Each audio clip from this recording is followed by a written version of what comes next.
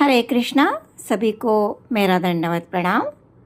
मेरा नाम हेमा देशपांडे है और आज हम अध्याय 7 जिसका नाम भगवत ज्ञान है ये देखने वाले हैं। तो चलिए ये भगवत ज्ञान के विषय में हम आगे बढ़ते हैं। तो प्रथम हम गुरु की प्रार्थना करेंगे और फिर इस मधुर विषय को हम आगे बढ़ाएंगे। ओम अज्ञानतिमिरान्धस्य ज्ञानाञ्जनशलाकया चक्षुरुन्मिलितं येन तस्मै श्रीगुरवे नमः। गुरुर्ब्रह्मा गुरुर्विष्णु गुरुर्देवो महेश्वरा गुरुः साक्षात् परब्रह्मा तस्मै श्रीगुरवे नमः। श्रील प्रभुपाद की जय। हरे कृष्णा। अध्याय 6 तक का पड़ाव हमने अभी तक पार कर लिया है। अब तक हमने स्वयं के बारे में जाना, लेकिन इस अध्याय में भगवान अपने स्वयं के बारे में, स्वयं के शक्तियों के बारे में हमें ज्ञान दे रहे हैं। 6वें अध्याय के अंत में यह स्पष्ट कहा गया था कि मन को कृष्ण पर एकाग्र करना कृष्ण भावनामृत ही सर्वोच्च योग है। देखिए, निर्विशेष ब्रह्म ज्योति या हमारे अंतर्यामी परमात्मा की अनुभूति परम सत्य का पूर्ण ज्ञान नहीं है, और जो कृष्ण भावनामृत होता है वह इस ब्रह्म ज्योति और परमात्मा के विषय में पूरी तरह जान ही लेता है।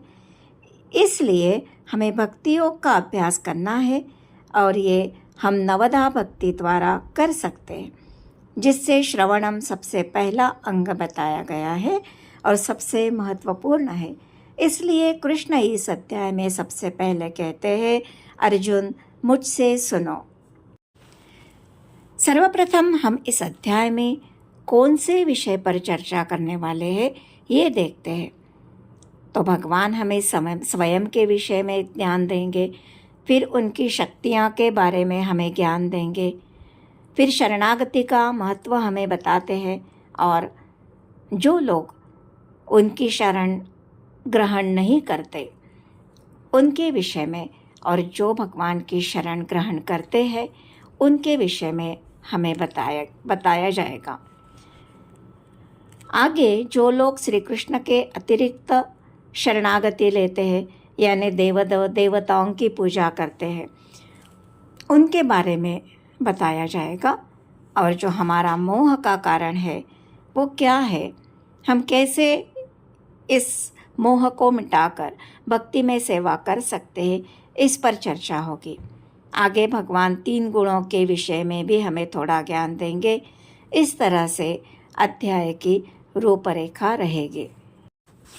ये जो भगवत गीता है ना, ये एक मूल्यवान बक्से के तरह है, जिसका निचला हिस्सा कर्मयोग 1 से 6 अध्याय, जिसका ऊपर का हिस्सा यानी ढक्कन वो है ज्ञान योग यानी 12 से 18 अध्याय, और इस बक्से का जो बीच में का खजाना है, जो मूल्यवान रत्न है, ये है 6 से 12 अध्याय, जो भक्ति योग कहलाता है, यानी कृष्ण को जानना, कृष्ण की भक्ति करना, ये है। 1 से 6 अध्याय में हमने स्वयं के विषय में जाना, 6 से 12 में हम कृष्ण भगवान के विषय में जानेंगे, और 12 से 18 में ये जो भौतिक जगत है इसके विषय में हम जानेंगे। तो चलिए हम भगवान कृष्ण विषय बताने वाले इस मधुर विषय में आगे बढ़ते हैं। हम कर्मयोग से भक्ति योग के प्रवेश द्वार तक पहुंच चुके हैं। देखिए, भगवान अर्जुन का सारथ्य करते करते अर्जुन को एक उच्च स्तर तक लेकर आ रहे हैं, उनके जीवन को भी दिशा दे रहे हैं। अर्जुन ने उन्हें अपना जीवन का भी सारथी बना लिया है। इसी तरह अगर हम भी हमारे जीवन की डोर कृष्ण के हाथ में दे देंगे तो जीत पाना आसान है। भगवान अर्जुन को पहले ही श्लोक में कहते हैं, अर्जुन मुझसे सुनो। भगवान के विषय में जानकारी लेने के लिए श्रवण ये बहुत महत्वपूर्ण साधन है। भक्ति का विषय व्यक्ति केवल श्रवण से ही सुन सकता है, लेकिन यह किससे सुनना है? तो जो हमारे आचार्य हैं, जिन्होंने ये अनुभूत किया है, उनसे हमें श्रवण करना है। श्री कृष्ण या कृष्ण भावना भावित भक्तों के मुख से सुनकर यह कृष्ण तत्व को हम जान सकते हैं।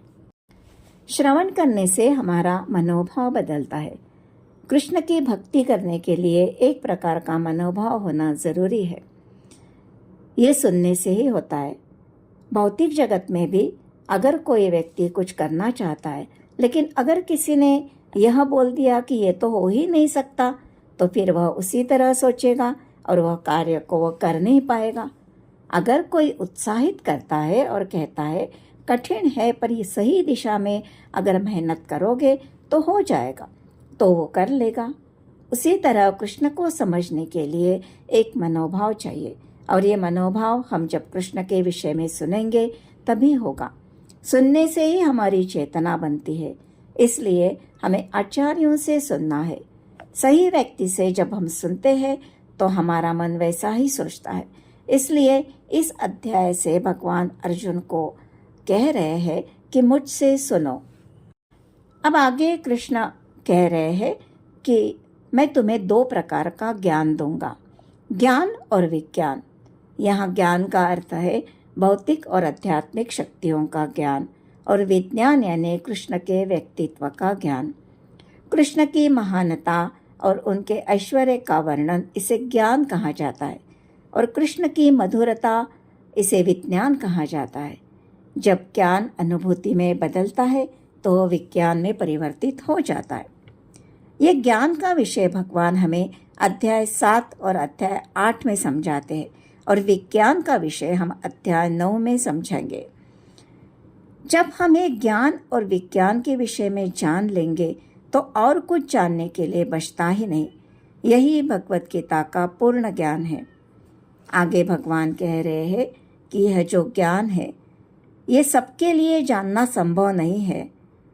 हजारों मनुष्यों में कोई विरला ही व्यक्ति भगवान को जानने की कोशिश करता है, और उनमें से कोई एक ही जन्म जन्मांतर के प्रयास के बाद भगवान को जान पाता है। भगवान के विषय में सुनने का अवसर भी सभी को प्राप्त नहीं होता है। इसीलिए जो व्यक्ति इसे सुन रहा है, जिसे ये अवसर मिला है, वो स्पेशल है।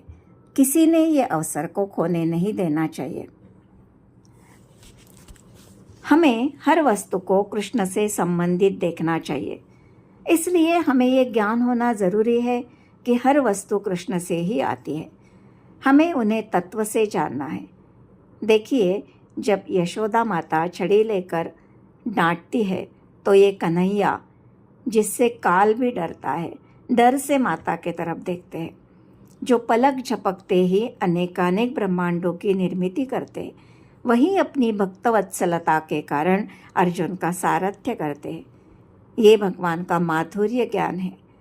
भगवान सर्वशक्तिमान है, सर्व कारणों के कारण है, सभी शक्तियों के स्वामी है, स्वराट है। इसलिए उन्हें हमें तत्व से जानना है। आगे भगवान स्वयं के शक्तियों के बारे में बताएंगे। भगवान कहते हैं कि उनकी 8 भौतिक शक्तियाँ हैं: पृथ्वी, जल, अग्नि, वायु, आकाश, मन, बुद्धि, अहंकार। भगवान कहते हैं कि ये मेरी भिन्न शक्तियाँ हैं। अब भिन्न शक्ति यानी क्या, ये हम एक उदाहरण से देखते हैं। गाय दूध देती है। दूध गाय की ही शक्ति है, लेकिन जब उसे हम निकाल कर अलग कर देते हैं तो वह गाय की भिन्न शक्ति हो गई। अब दूध है लेकिन गाय वहाँ उपस्थित नहीं है। वैसे ही जब हम किसी की आवाज़ की रिकॉर्डिंग सुनते हैं तो आवाज़ तो उनकी ही शक्ति है, लेकिन जब हम सुनते हैं तब वह व्यक्ति वहाँ नहीं रहता। इसलिए इसे उनकी भिन्न शक्ति कही जाएगी। भगवान किस तरह इस सृष्टि की निर्मिति करते हैं, यह हम संक्षिप्त रूप में देखते हैं। ये बहुत बड़ा विषय है, लेकिन हम संक्षिप्त रूप में इसे देखेंगे। ये जगत जिसकी निर्मिति भगवान 8 तत्वों से करते हैं, भगवान विष्णुओं की सहायता से करते हैं। वे स्वयं अपने अंश के माध्यम से विष्णु के रूप में रूपांतरित होते हैं। महाविष्णु जिनसे महत तत्व की निर्मित होती है। महत तत्व यानी रॉ मटेरियल। जैसे हम कुछ घर बनाते हैं तो हमें ईंट, रेती, सीमेंट ये सब लगता है, ये हो गया उसके लिए जो चाहिए वो रॉ मटेरियल। तो ये महाविष्णु अथांग जलसागर में कारणार्णव में सोए रहते हैं। इन्हें कारणोदक शाही विष्णु कहते हैं। इनके रोम रोम से अखंड ब्रह्मांडों की निर्मित होती है और इस हर एक ब्रह्मांड के लिए अलग अलग गर्भोदक शाही विष्णु की निर्मित होती है, जो समस्त ब्रह्मांडों में प्रविष्ट होकर उसमें विविधता उत्पन्न करते हैं। ये गर्भोदक शाही विष्णु के नाभि से हर ब्रह्मांड के लिए ब्रह्मा की उत्पत्ति होती है। तीसरे है क्षीरोदक शाही विष्णु, जो समस्त ब्रह्मांडों में सर्वव्यापी परमात्मा के रूप में फैले हुए हैं और परमात्मा अनुमंता और साक्षी कहलाते हैं। ये प्रत्येक प्राणी में प्रत्येक परमाणु के भीतर उपस्थित रहते हैं। अब आगे भगवान कहते हैं कि जो भी ये तीन विष्णु के रूपों को जानता है वह भवबंधन से मुक्त हो सकता है। ये तीनों विष्णु के अवतार पुरुष अवतार कहलाते हैं। प्रभुपाद जी कहते हैं कि जो ईश्वर तत्व को नहीं जानता वह यह मानता है कि ये संसार जीवों के भोग के लिए है और जीव ही नियंता तथा भोगता है। इसलिए हमें ये जानना ज़रूरी है कि भगवान ही सभी कारणों के कारण है और वही भोगता है। भगवान की ये जो 8 शक्तियाँ हैं वो अपरा शक्ति कहलाती है। इनमें जीव नहीं रहता। ये भगवान की निकृष्ट शक्ति है। आगे भगवान कहते हैं कि इसके अलावा मेरी एक और पराशक्ति भी है जिसे उत्कृष्ट शक्ति कहा जाता है और जिसमें जीवन होता है। वो है जीवात्मा, जो ये अपराशक्ति का भोग करता है। सारे जीव भगवान की पराशक्ति है। उनमें भगवान के समान ही गुण है, लेकिन शक्ति की मात्रा में समानता नहीं है। देखिए, भगवद गीता जीव को भगवान की अनेक शक्तियों में से एक बताती है। आगे भगवान कहते हैं, इस जगत में जो कुछ भी है उसकी उत्पत्ति और प्रलय का कारण वही है। परा और अपरा शक्ति के संयोजन से सब कुछ होता है। जीवात्मा जो भगवान का अंश है, इस भौतिक जगत में गगनचुंबी प्रासाद का, किसी कारखाने का मालिक हो सकता है, लेकिन यह विराट ब्रह्मांड का कारण नहीं हो सकता। हमारा जो आत्मा है एक आध्यात्मिक शक्ति है और पदार्थ एक निकृष्ट अपरा भौतिक शक्ति है। हमारे शरीर के अंदर परिवर्तन, ऊर्जा आत्मा के कारण ही होता है। बिना आत्मा के शरीर कुछ भी नहीं कर सकता। ब्रह्मांड में सभी ग्रह अपने अपने नियमों के अनुसार कार्य करते हैं, क्योंकि भगवान विष्णु गर्भोदक्षाई विष्णु के रूप में प्रवेश करते हैं, तभी यह जगत चलायमान होता है। ये सब वह विराट आत्मा भगवान के कारण ही होता है। भगवान आगे कहते हैं कि मैं इन सभी उत्पत्ति का आधार हूँ और साथ ही साथ उसका पालन करता भी हूँ। सब कुछ मुझ पर आश्रित है।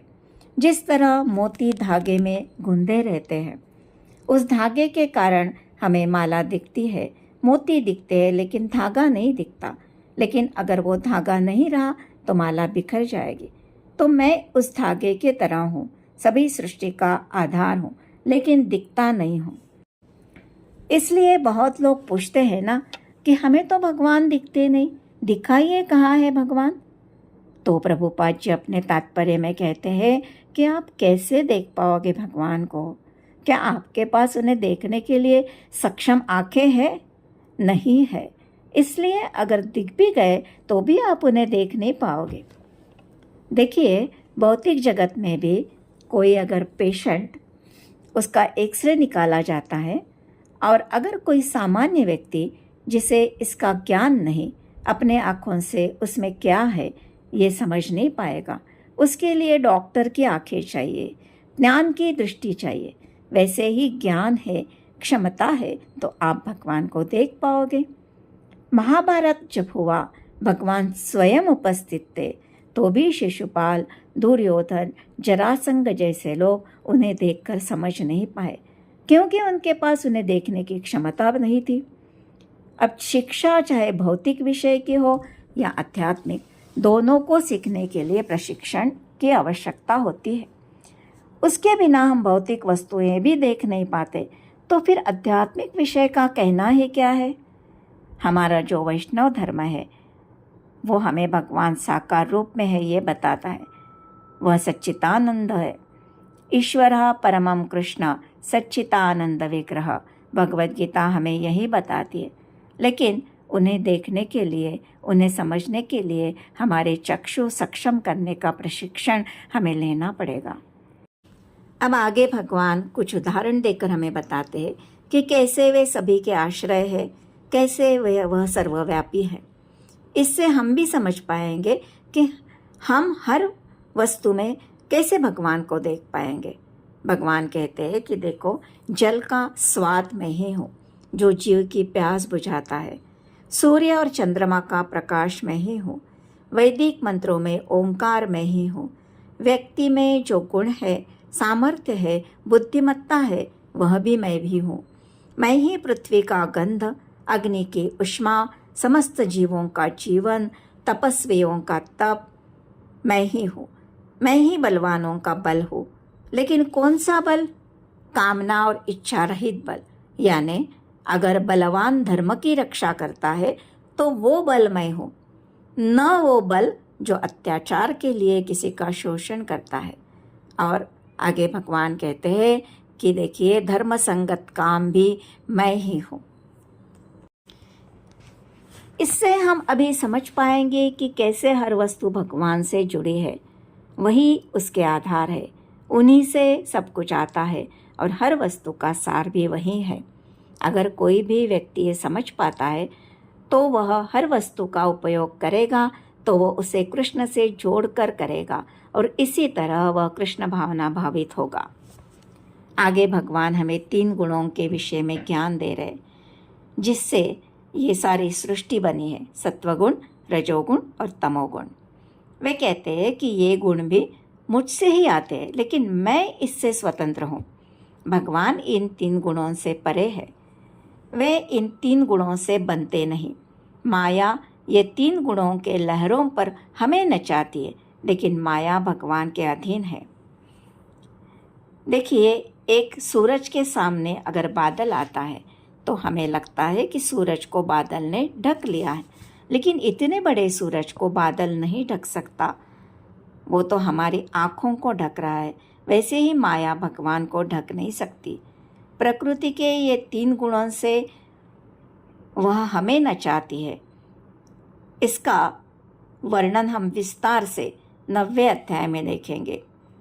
ये 3 गुणों के कारण ही पूरा जगत मोहग्रस्त होता है, जिससे हम भगवान को जान नहीं पाते।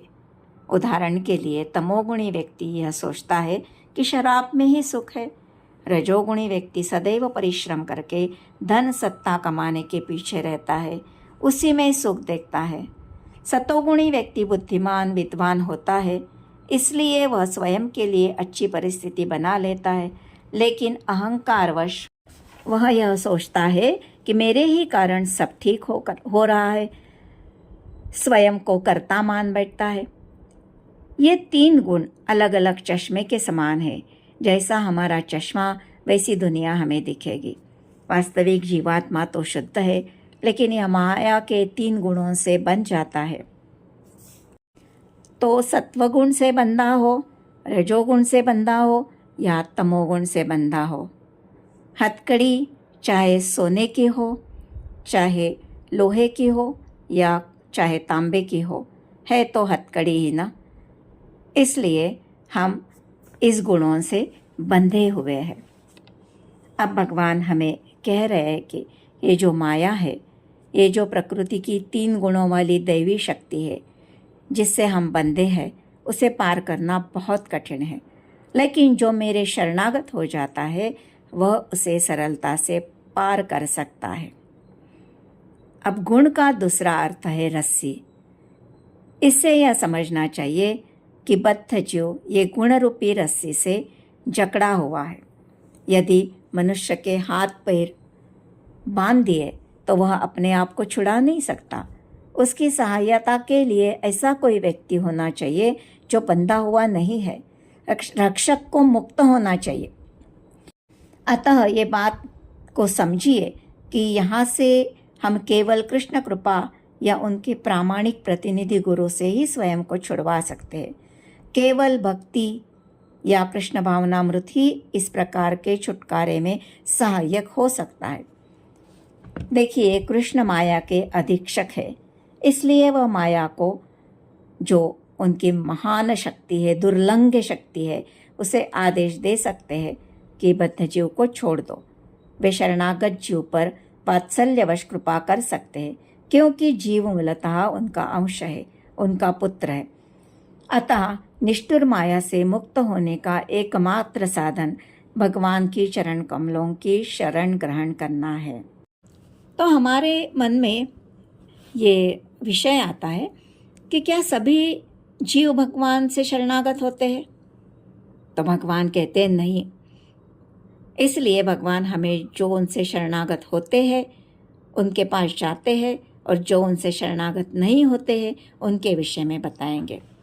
तो भगवान पहले कहते हैं कि 4 प्रकार के लोग हैं जिन्हें दुष्कृति न कहा जाएगा, वो कभी मेरी शरण नहीं लेते। वो लोग हैं मूढ़, नराधम, मायया परुत ज्ञान और आसुरी भाव वाले। इसका हम संक्षिप्त में अर्थ समझेंगे। मूढ़, ये वो लोग हैं जो कठिन परिश्रम करने वाले भारवाही पशुओं के समान मूर्ख होते हैं और ये अपने श्रम का लाभ स्वयं उठाना चाहते हैं, उसे भगवान को अर्पण करना नहीं चाहते। अब भारवाही पशु का उदाहरण है गधा, जो थोड़े से हरे घास के लिए दिन भर अपने स्वामी की सेवा करता है, जो घास उसे आसानी से प्राप्त हो सकता है। वैसे ही संसार में ये जो लोग हैं थोड़े से सुख के लिए दिन रात परिश्रम करते हैं, अपना सारा समय उस परिश्रम करने में गंवा देते हैं। आहार, निद्रा, भय, मैथुन, इसी में अपना सारा जीवन पशु के तरह बिता देते। नराधम, अब नराधम वो लोग हैं जो अधम कहलाते हैं। नर का अर्थ है मनुष्य और अधम का अर्थ है सबसे नीच। जो मनुष्य सामाजिक और राजनीतिक दृष्टि से उन्नत है लेकिन उसका कोई धर्म नहीं होता है। मनुष्य जीवन हमें इसलिए मिला है ताकि हम हमारे भगवान के विस्मृत भावना को जागृत करें। इस सुअवसर को जो गंवा देता है, जो इसका लाभ नहीं उठाता है, वह नराधम है। देखिए, शास्त्रों में हमें ये बताया गया है कि जो बालक रहता है, गर्भ में रहता है, तो वो बहुत असहाय अवस्था में होता है। वह भगवान से प्रार्थना करता है और वचन देता है कि उसे इस स्थिति से बाहर निकाले, और उसके बाद वह कभी भी उन्हें नहीं भूलेगा। लेकिन भगवान उसे जब छुड़ाते हैं तो वह माया के वशीभूत उन्हें भूल जाता है। तो ऐसा जो बालक है उसे कुछ संस्कारों से जागरूक करना पड़ता है, लेकिन आजकल ऐसे संस्कारों का भी कोई दृढ़ता से पालन नहीं करता। तो ये है नराधम। तीसरा जो है वो मायया परुत ज्ञान, बहुत बड़ा शब्द है, अर्थात ऐसे व्यक्ति जिनका प्रकांड ज्ञान माया के प्रभाव से शून्य हो चुका है। ये जो लोग होते हैं ना, ये बुद्धिमान व्यक्ति होते हैं, ये वैज्ञानिक होते हैं, साहित्यकार होते हैं, कवि होते हैं, दार्शनिक होते हैं, लेकिन ये अपने ज्ञान का उपयोग भगवान के लिए नहीं तो कभी कभी भगवान की गलत व्याख्या करने के लिए लगाते हैं। ये भगवान का उपहास करते हैं और भगवान को ये सामान्य पुरुष मानते हैं। अब चौथी श्रेणी है आसुरी भाव। ये व्यक्ति वे हैं जिनकी बुद्धि आसुरी होती है। ये खुले रूप से नास्तिक होते हैं। उनका उद्देश्य केवल भगवान को नकारना होता है। ये भगवान के शत्रु होते हैं। तो भगवान ये कहते हैं कि ये जो ऊपर बताए गए 4 प्रकार के लोग हैं उनकी शरण कभी नहीं लेते। अब आगे भगवान 4 प्रकार के पुण्यात्मा जो भगवान की शरण लेते हैं, सेवा करते हैं, इन्हें बताएंगे। वे है आर्त, जिज्ञासु, अर्थार्थी, ज्ञानी। आर्त यानी जो लोग बहुत दुखी है, अपने दुख को मिटाने के लिए, अपने क्लेशों को ख़त्म करने के लिए वह भगवान से प्रार्थना करते हैं, भगवान के पास जाते हैं। अर्थार्थी वो है जो कुछ धन संपत्ति के लिए भगवान के पास जाता है। जिज्ञासु वो है जो भगवान के विषयों के प्रति जिज्ञासा रखते हैं। ज्ञानी वो है जिन्हें आत्मज्ञान है, वे भगवान, आत्मा, प्रकृति, संसार इसके बारे में जानता है और वह निष्काम भावना से भगवान के पास जाता है। अब भगवान कहते हैं कि ये जो 4 प्रकार के लोग भगवान से शरणागत होते हैं, लेकिन ये शुद्ध भक्त नहीं है, क्योंकि भगवान के पास आने का इनका उद्देश्य भगवान की प्रसन्नता नहीं है। देखिए, भगवान के पास कुछ मांगने के लिए जाना गलत नहीं है। हम भगवान से ही कुछ मांगेंगे, वही हमारे पिता है, लेकिन उसमें जो मनोभाव है वह स्वार्थ है। अगर ऐसे व्यक्ति शुद्ध भक्तों के संगति में आते हैं तो इनका ये मनोभाव बदल सकता है। अगर ये साधना करेंगे, इन्हें साधु संग मिलेगा तो ये भक्ति में आ सकते हैं। अब भगवान कहते हैं कि इसमें जो ज्ञानी की श्रेणी है उन्हें बहुत प्रिय है, क्योंकि ज्ञानी नित्य युक्त रहता है और निस्वार्थ भावना से, गंभीरता से भक्ति में लगा रहता है। लेकिन भगवान ये भी कहते हैं कि बाकी लोग भी उदार है, क्योंकि वे भी मेरे पास आते तो है, कुछ मांगने के लिए ही सही, लेकिन मेरे पास आते हैं। तो हमारे मन में ये विचार आएगा कि भगवान का ध्यानी के तरफ जो निस्वार्थ बुद्धि से भगवान के पास आता है ज़्यादा झुकाव है, लेकिन ऐसा नहीं है। देखिए, भगवान हमारे पिता है और कोई भी अपने पिता से ही मांगेगा तो भगवान हमें दे भी देते, लेकिन कहते हैं कि जो मुझसे कुछ नहीं मांगता है ना, मुझे ऐसे लगता है कि उसे मैं खुद स्वयं को दे दूं, भगवान उसके ऋणी हो जाते हैं। अब भगवान कह रहे हैं कि मेरा भक्त बनने के लिए व्यक्ति को बहुत जन्म लग जाते हैं। ज्ञानी भी अनेक जन्म जन्मांतर के बाद जान पाता है कि वासुदेव ही सभी कारणों के कारण है, और इस भाव से वो भगवान के शरण में आता है। आगे भगवान ऐसे लोगों के विषय में बताते हैं जो भगवान के प्रति नहीं, किसी और के प्रति यानी देवी देवताओं के प्रति आकर्षित होते हैं। देखिए, जिनकी बुद्धि भौतिक इच्छाओं से मारी जाती है, वे लोग देवताओं के पास अपने स्वभाव के अनुसार विधि विधान करते हैं। भगवान ने यहाँ स्वयं को देवताओं से अलग बताया है और ये भी कहते हैं कि देवताओं की शरण में जाने की जो श्रद्धा है उसे वही स्थिर करते हैं, क्योंकि भगवान ये जानते हैं कि हर व्यक्ति अपनी चेतना के अनुसार किसी देवी देवता की पूजा करता है। उसकी जो श्रद्धा है उसे ज़बरदस्ती हटाया नहीं जा सकता, लेकिन उसकी सहायता वह इस तरह से करते हैं कि तुम श्रद्धा से एक जगह मन लगाओ तो तुम्हें लाभ मिलेगा, और उसी से कुछ अच्छे गुण तुम विकसित करोगे तो वही अच्छे गुण जो है वो आगे जाकर तुम्हें भक्ति में काम आएंगे। इसलिए भगवान ही उनकी श्रद्धा को मजबूत बना देते। लेकिन ये जो प्रेरणा है भगवान इसलिए नहीं देते कि वह स्वयं चाहते, इसलिए देते हैं क्योंकि वह व्यक्ति स्वयं चाहता है कि उस देवता की पूजा करे। देखिए, ये जो सारे देवता है विराट पुरुष भगवान के शरीर के अंग हैं। देवता भी स्वतंत्र नहीं है, किसी की इच्छा पूर्ण करने की शक्ति भी देवताओं को भगवान ही देते।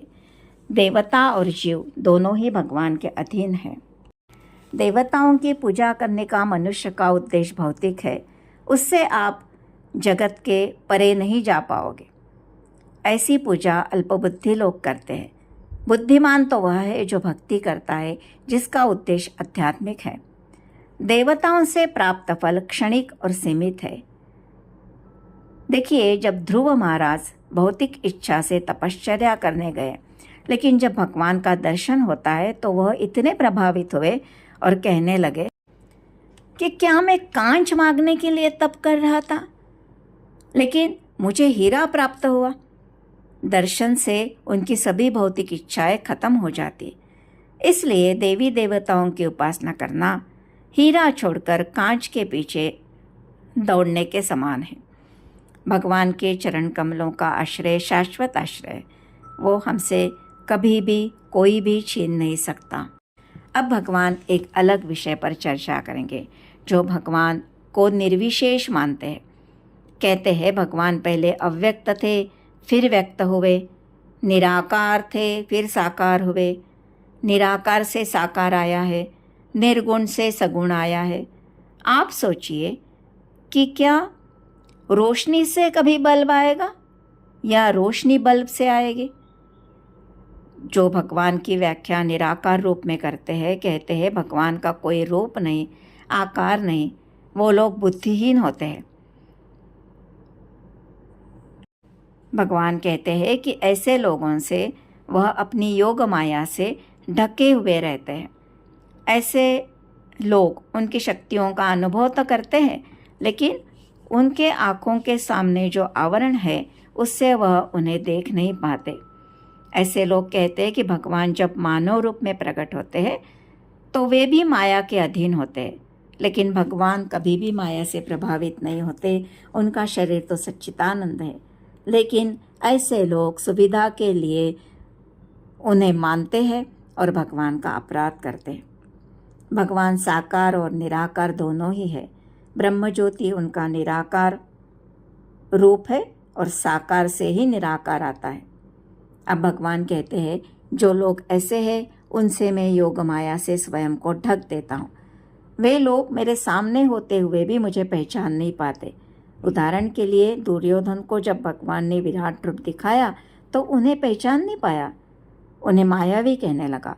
जिनकी योग्यता है उनके सामने ही वह प्रकट होते हैं। भगवान अपनी स्वयं की इच्छा से प्रकट होते हैं।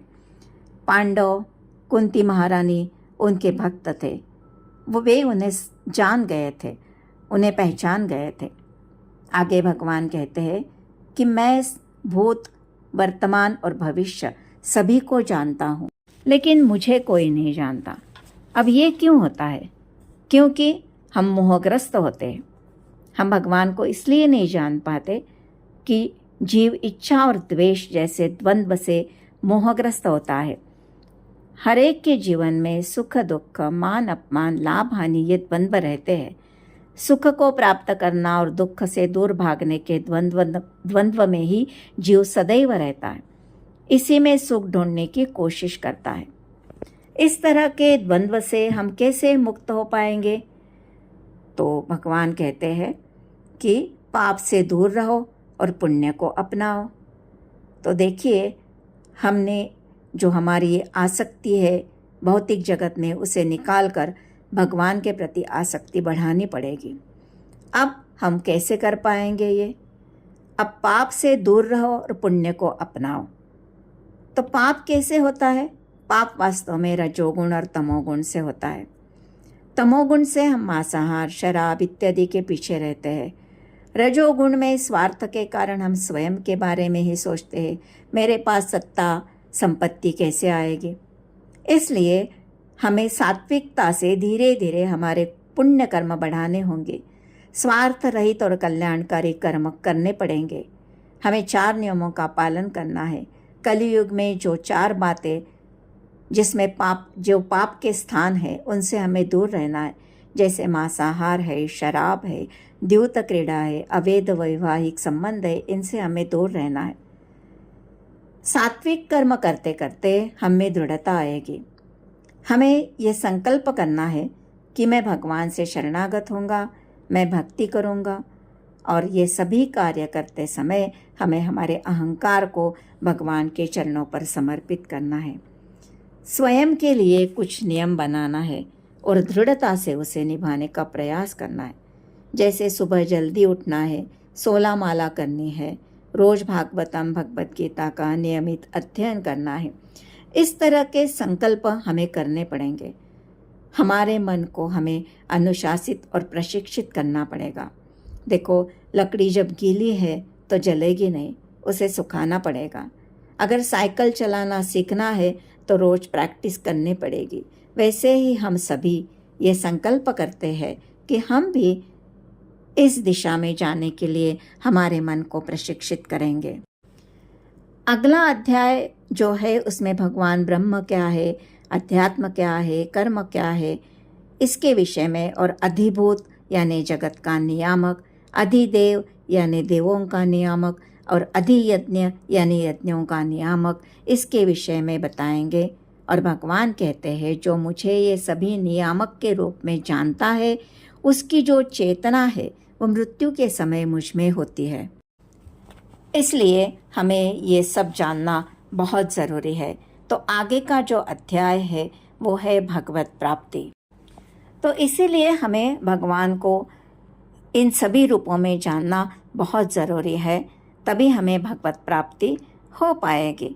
तो इसी के साथ मैं ये भगवान के ज्ञान और विज्ञान के मधुरता से भरा अध्याय इसे विराम देती हूँ और आशा करती हूँ कि आपको ये 7वें अध्याय का जो ज्ञान और विज्ञान का विषय है, भगवान का विषय है, ये बहुत अच्छा लगा होगा।